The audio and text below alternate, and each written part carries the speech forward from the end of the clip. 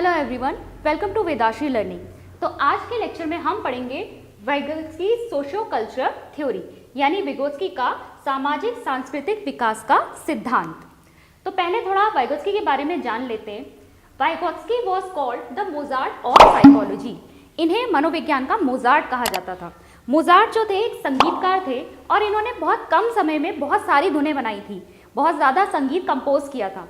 और वाइगोत्स्की के बारे में भी यही कहा जाता है कि इन्होंने बहुत कम समय में ही मनोविज्ञान के क्षेत्र में बहुत ज़्यादा योगदान दिया था, इसीलिए इन्हें साइकोलॉजी का मोजार्ट कहा जाता है।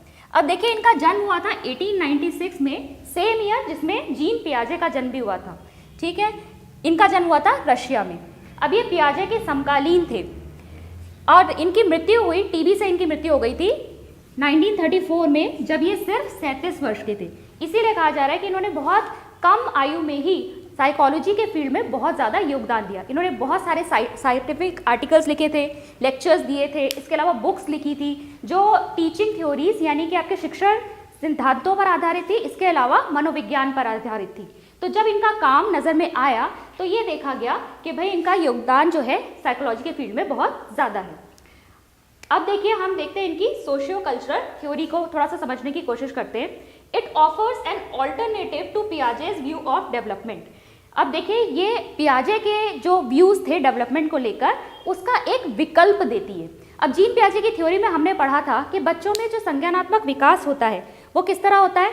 बच्चे बाय बर्थ कुछ स्कीमास लेकर जन्म लेते हैं और उन स्कीमास के हेल्प से वो अपने वातावरण के ऊपर रिएक्ट करते हैं। अगर वो वातावरण के साथ समायोजित नहीं हो पाते तो वो अपने करंट स्कीमास में कुछ ना कुछ चेंज करते हैं और अपने वातावरण के साथ और बेहतर तरीके से समायोजन स्थापित करते हैं और इसी से उनका संज्ञानात्मक विकास होता रहता है।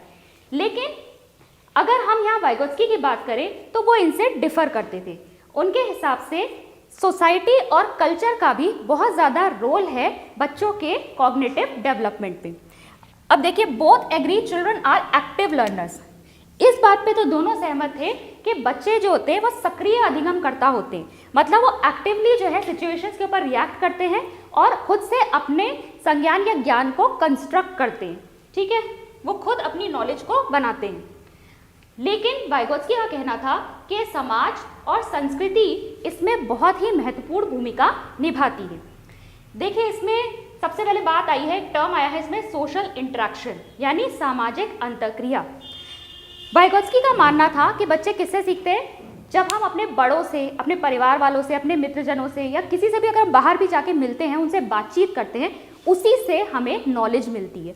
तो बच्चों को जो नॉलेज मिलती है वो किससे मिलती है, सोशल इंटरेक्शन या सामाजिक अंतःक्रिया से। अब ये देखिए, इनको जो सोशल नॉलेज या सामाजिक ज्ञान मिल रहा है वो इन्हें किसके द्वारा मिलेगा। दो कम्युनिकेशन के इनके मेथड्स हैं। पहला है साइकोलॉजिकल, ठीक है, मनोवैज्ञानिक, जिसमें हमारा आ जाएगा लैंग्वेज, नंबर, आर्ट। हम एक दूसरे से बात करते हैं तो अपने विचार एक दूसरे से कहते हैं भाषा के फॉर्म में, और भाषा भी अलग अलग तरीके की होती है। ठीक है, हम सिर्फ बोल कर नहीं बताते, साइन लैंग्वेजेस भी होती हैं, संकेतों से भी बताते हैं। तो लैंग्वेज, नंबर, आर्ट। आर्ट में आपके सिंबल्स वगैरह आ जाएंगे। इनके थ्रू एक तो हम नॉलेज एक दूसरे को अपने विचार दे सकते हैं और बच्चों को नॉलेज दे सकते हैं। दूसरा है टेक्निकल मीन्स। टेक्निकल मीन्स में आपके आएंगे बुक्स, कैलकुलेटर्स, ठीक है, जैसे कि किताबों से बच्चे सीखते हैं और इसके अलावा कंप्यूटर वगैरह भी देख सकते हैं, नेट से बच्चे कितना कुछ सीखते हैं। तो ये सब टेक्निकल मीन्स में आ जाएंगे। सामाजिक अंतःक्रिया के बाद कुछ और पॉइंट समझते हैं हम वाइगोत्स्की की सोशियो कल्चरल थ्योरी में। लेकिन लर्निंग इज मीडिएटेड, मतलब लर्निंग किसी चीज़ के द्वारा आएगी। अब देखिए, अधिगम जो है वो किसके द्वारा हो रहा है, यहाँ भाषा के द्वारा। जो भी विचार या ज्ञान हमें दूसरों से प्राप्त हो रहा है वो किसके द्वारा हो रहा है, भाषा के द्वारा। ठीक है, लैंग्वेज यहाँ पर मीडियम है हमारे लिए। लैंग्वेज को अपनी पूरी थ्योरी में वाइगोत्स्की ने बहुत ज़्यादा इंपॉर्टेंस दी है। अब देखिए, लर्निंग अपीयर्स ट्वाइस। इसने कहा है कि जो अधिगम है वो दो बार होता है। कैसे, जैसे पहला है इंटर साइकोलॉजी, ये होता है बिटवीन द पीपल। जब हम आपस में एक दूसरे के साथ बात कर रहे हैं तब हमारी लर्निंग हो रही है, तब हमें ज्ञान प्राप्त हो रहा है दूसरों से। और दूसरा है इंट्रा साइकोलॉजी यानी इनसाइड द चाइल्ड।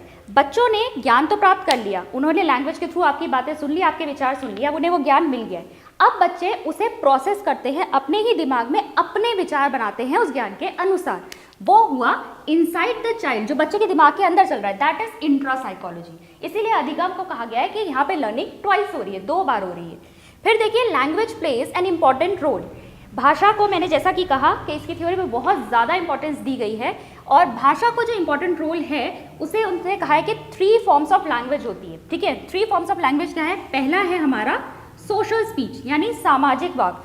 ये है एक्सटर्नल कम्युनिकेशन, जो हम एक दूसरे के साथ बात कर रहे हैं। ये कब आता है बच्चों में? 2 ईयर्स के जब बच्चे हो जाते हैं, फिर वो बोलना शुरू करते हैं, उन्हें शब्द आ जाते हैं, उन्हें भाषा का प्रयोग आ जाता है, तब वो एक दूसरे से संवाद करना शुरू करते हैं। फिर देखिए दूसरा आता है प्राइवेट स्पीच। सेकेंड हो गया आपका प्राइवेट स्पीच यानी कि आत्म संभाषण, directed to the self and serves as an intellectual function. देखिए अब क्या होगा, बच्चों ने जो विचार दूसरों से सुने उन्हें वो अपने दिमाग में क्या करेंगे? प्रोसेस। यहाँ यही वाला फंक्शन है जो हम बोल रहे थे, ये इंट्रासाइकोलॉजी। ठीक है, बच्चे अब इस प्रोसेस, इस विचारों को अपने हिसाब से बनाएंगे और अपनी नॉलेज को खुद से कंस्ट्रक्ट करेंगे, अपने विचार बनाएंगे। तो ये है, ये एक इंटेलेक्चुअल फंक्शन है, इससे हमारी जो मानसिक क्षमताएं हैं वो बढ़ती है। ठीक है, और तीसरा है आपका इनर स्पीच यानी आंतरिक संभाषण। अब when private speech goes underground, इसका मतलब क्या है? जो आत्म संभाषण है जब वो बिल्कुल ही हमारे दिमाग के अंदर चला जाता है, जहाँ लैंग्वेज की भी ज़रूरत नहीं है, तब आता है इनर स्पीच।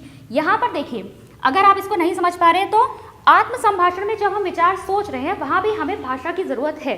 ठीक है, लेकिन ये भाषा की ज़रूरत कब पड़ती है? जब हम एक दूसरे को अपने विचार बताते हैं। ठीक है, तो अगर जो हम सोच रहे हैं उसे हम दूसरे को बताना भी है तो ये होगा प्राइवेट स्पीच में आ जाएगा, जहाँ हम थॉट्स जो सोच रहे हैं वो भाषा के फॉर्म में। ठीक है, और इनर स्पीच में क्या है? जब हमें किसी को एक्सप्रेस ही नहीं करना, जो हम सोच रहे हैं हमें खुद ही प्रोसेस करते रहना है, तो वहाँ पर हमें भाषा की भी ज़रूरत नहीं है। ये actually real form of thinking है। ठीक है, रियल फॉर्म ऑफ थिंकिंग, जो विचार हमारे आ रहे हैं उसमें अब भाषा की भी आवश्यकता नहीं है। हम जो सोच रहे हैं हमें पता है हम क्या सोच रहे हैं। ठीक है, then from age of 7 years आती है, ये 7 वर्ष की आयु के बाद आती है आंतरिक संभाषण की स्टेज। अब समझते हैं वाइगोत्स्की की थ्योरी का बहुत ही important term zone of proximal development, जिसे हम ZPD भी कहते हैं, समीपस्थ विकास क्षेत्र। अब देखिए ZPD क्या है? Difference between what a child can do independently and what the child needs help from a more knowledgeable person MKO to do. देखिए इसके लिए एक एग्जाम्पल ले लेते हैं कि अगर मान लीजिए आपने बच्चे को 3 क्वेश्चंस दिए। ठीक है, बच्चे ने फर्स्ट वाला सॉल्व कर लिया, ठीक है, सेकेंड वाला भी सॉल्व कर लिया, अब यहाँ पर वो अटक गया, थर्ड वाला उसको डिफिकल्ट लग रहा है। तो अब क्या है, बच्चा खुद से अपनी कैपेबिलिटी से वो सिर्फ कितना कर पाया? फर्स्ट और सेकंड क्वेश्चन को सॉल्व कर पाया। अब थर्ड क्वेश्चन में आके वो फंस गया है, अब उसे चाहिए किसी की हेल्प। हमने उसको हेल्प प्रोवाइड की, हमने उसे थर्ड क्वेश्चन में लगने वाले कॉन्सेप्ट को क्लियर कर दिया और अब उसने थर्ड वाले क्वेश्चन को भी सॉल्व कर लिया। ठीक है, तो ये जो डिफरेंस है, बच्चा खुद से अपने आप स्वतंत्र रूप से कितना कर पा रहा था, और इसके बाद अगर उसे थोड़ी असिस्टेंस, थोड़ी हेल्प मिली, उसके बाद उसने कितना अचीव किया, यही होता है ZPD यानी कि जोन ऑफ प्रॉक्सिमल डेवलपमेंट। बच्चा खुद से कितना अचीव कर सकता है, और अगर उसे हेल्प मिल जाए किसी मोर नॉलेजेबल पर्सन की। ठीक है, MKO क्वेश्चन बहुत पूछे जाते हैं ZPD और MKO पर।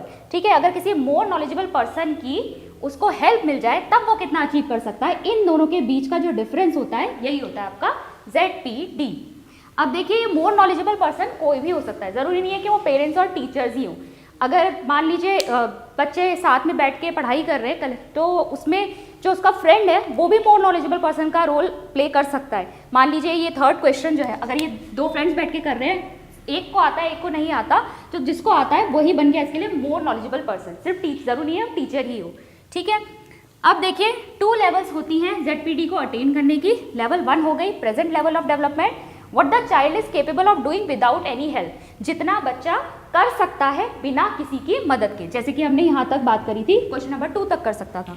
फिर देखिए सेकेंड आता है potential level of development, what the child could potentially be capable to do with the help of other people और टीचर्स, बच्चा कितना और आगे तक सॉल्व कर सकता है या कितना और ज़्यादा अचीव कर सकता है, प्राप्त कर सकता है अगर उसे कोई अदर पर्सन की हेल्प मिल जाए। अब देखिए ये जो असिस्टेंस प्रोवाइड की जा रही है, ठीक है, जो मदद दूसरे मोर नॉलेजेबल पर्सन प्रोवाइड कर रहा है उस बच्चे को, उसे हम कहते हैं स्कैफोल्डिंग। अनदर इंपॉर्टेंट टर्म, ये भी बहुत इंपॉर्टेंट टर्म है इस थ्योरी का, स्कैफोल्डिंग या ढांचा निर्माण। ये क्या है? वही मदद जो मोर नॉलेजेबल पर्सन उस बच्चे को प्रोवाइड कर रहा है। अब देखते हैं जोन ऑफ प्रॉक्सिमल डेवलपमेंट यानी ZPD का ग्राफ कैसे होता है। ठीक है, अब देखिए ये ग्राफ हमने ड्रॉ किया है। यहाँ पर लेंगे हम लेवल ऑफ कॉम्पिटेंस यानी कि बच्चे की जो क्षमताएं हैं, और यहाँ लेवल ऑफ चैलेंज लेंगे, मतलब डिफिकल्टी ले रहे हैं हम, कितना कठिन हो सकता है। तो अब देखिए ये जो लाइन है ये बता रही है बच्चा खुद से बिना किसी हेल्प से कितना अचीव कर सकता है। ठीक है, और इसके बाद आपने उसे थोड़ी हेल्प प्रोवाइड करी। ये पूरा जोन है, ठीक है, ये पूरा जोन जो है ये हेल्प है। ठीक है, मोर नॉलेजेबल पर्सन की हेल्प, और ये हेल्प प्रोवाइड करने के बाद अब जो इस लेवल पे बच्चा पहुंचा है वो क्या है? What the learner will be able to achieve independently.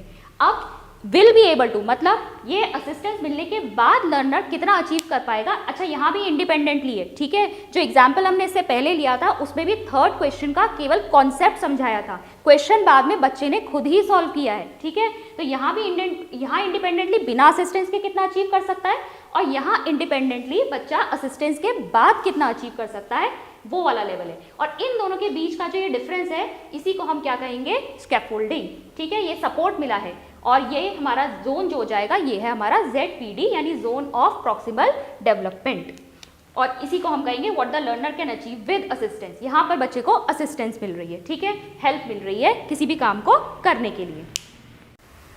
अब देखिए ZPD को एक और हम डायग्राम से समझ सकते हैं कि ये जो इंटरनल सर्कल सबसे अंदर वाला, इसमें बच्चा खुद से कितना अचीव कर सकता है, वो लेवल है।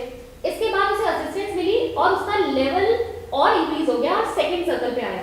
इसके बाद एक थर्ड सर्कल भी होता है कि ये वो एरिया है या ये वो लेवल है जिसे बच्चा किसी की असिस्टेंस के बाद भी अचीव नहीं कर सकता। ठीक है, ये थर्ड लेवल होता है। अब देखिए फंक्शंस ऑफ स्कैफोल्डिंग। स्कैफोल्डिंग के क्या क्या कार्य हैं? देखिए ये सपोर्ट प्रोवाइड करता है। अगर हमें मोर नॉलेजेबल पर्सन से कोई हेल्प मिल रही है तो हमें उसका सपोर्ट मिल रहा है हमें उससे। सेकेंड है x tends the range of what a learner can do. ठीक है, लर्नर पहले जो था अपनी कैपेबिलिटीज या अपनी क्षमताओं के अनुसार कुछ लेवल तक पहुंच जा रहा था, लेकिन अब अगर उसे असिस्टेंस मिल रही है तो वो और ऊंचाई तक जा सकता है। ठीक है, अपनी क्षमताओं को और ज्यादा बढ़ा सकता है। फिर देखिए थर्ड है allows the learner to accomplish task otherwise impossible. अब अधिगमकर्ता को जो कार्य कठिन लग रहे होते हैं या उसे ऐसा लगता है कि यार उससे होगा ही नहीं, वो भी उसे पॉसिबल लगते हैं अगर उसे हेल्प मिल जाए प्रॉपर। फिर देखिए fourth, use only when needed. जब इसकी जरूरत होगी तभी वो असिस्टेंस प्रोवाइड की जाएगी, नहीं तो बच्चे खुद से सीखते हैं। फिर देखिए थ्योरी के कुछ क्रिटिसिज्म यानी आलोचनाएं भी हैं। तो फर्स्ट है it concerns the assumption that it is relevant to all cultures. अब वाइगोत्स्की के अकॉर्डिंग ये सभी संस्कृतियों में एक जैसी है, लेकिन ऐसा नहीं है, हर तरह का कल्चर डिफरेंट है, तो कल्चर का भी इन्फ्लुएंस डिफरेंट तरीके से इस विकास पर पड़ेगा। फिर देखिए सेकेंड है ZPD इज अनक्लियर। ठीक है, ZPD बहुत सारी चीज़ों को क्लियर नहीं करती है, जैसे कि हमें ये नहीं पता चल रहा कि बच्चे की अधिगम की आवश्यकताएं हैं क्या। ठीक है, फिर प्रेजेंट कैपेबिलिटी लेवल उसकी अभी करंट कितनी वो क्षमताएं हैं वो भी हमें पता नहीं चल रहा। मोटिवेशनल इन्फ्लुएंसेस उसके ऊपर क्या होंगे, अभिप्रेरणा का उसके ऊपर क्या असर पड़ेगा, बच्चा सीखना भी चाहता है आगे या नहीं, ये भी तो हमें देखना है। फिर प्रोसेस ऑफ डेवलपमेंट। अब ZPD में हमने ये तो कह दिया कि बच्चा जो है एक लेवल से दूसरे लेवल पे पहुंच रहा है, इस तरह से उसका विकास हो रहा है, लेकिन ये प्रोसेस हो किस तरह से रहा है ये हमें ZPD में नहीं पता चलता। फिर देखिए डिसरिगार्ड रोल ऑफ इंडिविजुअल, यानी व्यक्ति के जो रोल है उसको महत्व नहीं दिया है उसने कहा है कि हम जो भी सीख रहे हैं वो समाज से सीख रहे हैं, दूसरों से विचार आदान प्रदान करके सीख रहे हैं। लेकिन सिर्फ ऐसा ही नहीं है, बच्चे खुद से भी बहुत सारी चीज़ें सीखते हैं, एक्सपेरिमेंट करते हैं, एक्सप्लोरेशंस करते हैं और बहुत सारी चीज़ें वो खुद करके सीखते हैं। फिर देखिए लास्ट है over emphasis on language in thinking, यानी सोचने और हमारी जो सोचने की क्षमता है उसमें भाषा का बहुत ज़्यादा रोल बताया है वाइगोत्स्की ने, इसको ओवर एम्फेसाइज कर दिया, कुछ ज़्यादा ही इसके ऊपर बल दिया है अपनी थ्योरी में। तो ये थी वाइगोत्स्की की socio culture theory. I hope आपको सारे कॉन्सेप्ट क्लियर हुए होंगे।